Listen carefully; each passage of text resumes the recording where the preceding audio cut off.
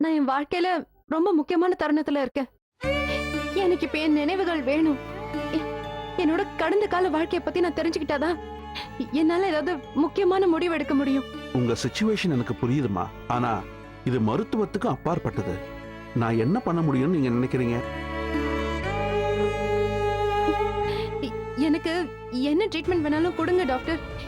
இதுக்காக நீங்க உலகத்துல எந்த மூலைக்கு போக சொன்னாலும் நான் போறேன். ஷாக் ட்ரீட்மெண்ட் கொடுங்க. No no no, relax relax. முதல்ல எமோஷனலா யோசிக்கிறத நிறுத்துங்க. கொஞ்சம் பொறுமையா இருங்க.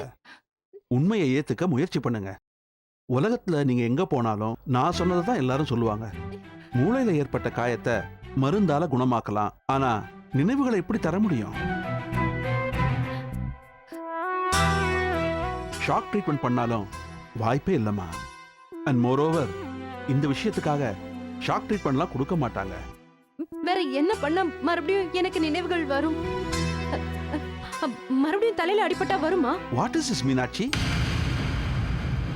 ரொம்ப பொறுமையா நான் எக்ஸ்பிளைன் பண்ணிட்டு இருக்கேன். நீங்க ஏன் நான் சொல்றதை புரிஞ்சுக்க மாட்டேங்கிறீங்க? படிச்சவங்க மாதிரி பிஹேவ் பண்ணுங்க. உங்களுக்கு பழைய ஞாபகம் வரலனா உங்களுக்கு நம்பிக்கையானவங்ககிட்ட என்ன நடந்துச்சுன்னு கேட்டு தெரிஞ்சுக்கங்க. அதை ஏத்துக்கிறதுக்கும் நம்புறதுக்கும் முயற்சி பண்ணுங்க. அதை விட்டுட்டு தலையில் அடிபட்டா குணமாகுமான்னு கேக்குறீங்க. ரொம்ப சில்லியா இருக்கு. தனியா தான் வந்திருக்கீங்களா? பார்த்து வீட்டுக்கு போங்க. இல்லனா யாரையாவது வர சொல்லி அவங்களோட போங்க. முதல்ல இப்படி ஸ்ட்ரெஸ் ஆகாம ரிலாக்ஸ்டா இருக்க பாருங்க. ஸ்ட்ரெஸ்ல இருந்தீங்கன்னா வர நினைவுகள் கூட வராம போயிடும். டாக்டர் ப்ளீஸ் டாக்டர், ஏதாவது ஒரு ட்ரீட்மெண்ட் ஐ அம் யோசிச்சு. சாரி மீனாட்சி. டாக்டர் இவங்களை வெளில கூட்டு போங்கம்மா. டாக்டர் ப்ளீஸ் போங்க, கூட்டு போங்கம்மா. ஓகே டாக்டர், வாங்க மேடம்.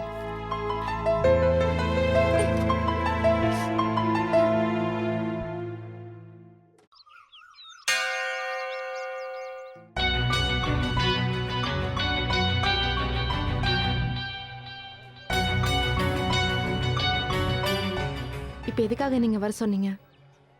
துளசி என்கிட்ட சொன்னதெல்லாம் உண்மையா? அவங்க உங்ககிட்ட என்ன சொன்னாங்கன்னு எனக்கு எப்படி தெரியும்? இப்ப நீங்க எதை பத்தி பேசுறீங்கன்னு எனக்கு புரியல. யார் மூலமாவோ சரவணனை பத்தி உண்மைகளை தெரிஞ்சுக்கிட்டு வேட்டையை ஒதுக்கி வச்சிட்டியாமே, அப்படியா?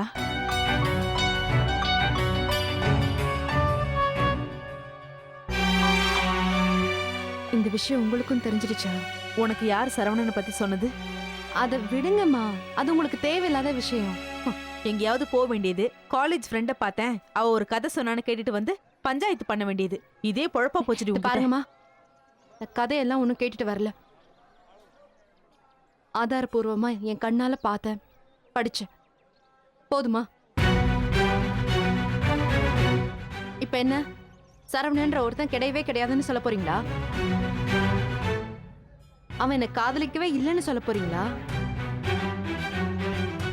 இல்ல வேட்டையை நயவஞ்சகமா திட்டம் போட்டு என்ன கல்யாணம் பண்ணிக்கலன்னு சொல்ல போறீங்களா?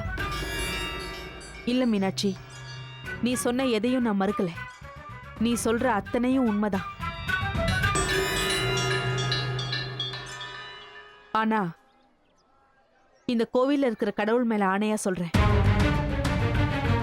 உன்கிட்ட உண்மையை சொன்னவங்க ஏதோ ஒரு காரணத்துக்காகவோ இல்ல தெரிஞ்சோ தெரியாமலோ சரவணனை பத்தி உயர்வாவும் வேட்டையனை பத்தி தவறாவும் சொல்லியிருக்காங்க.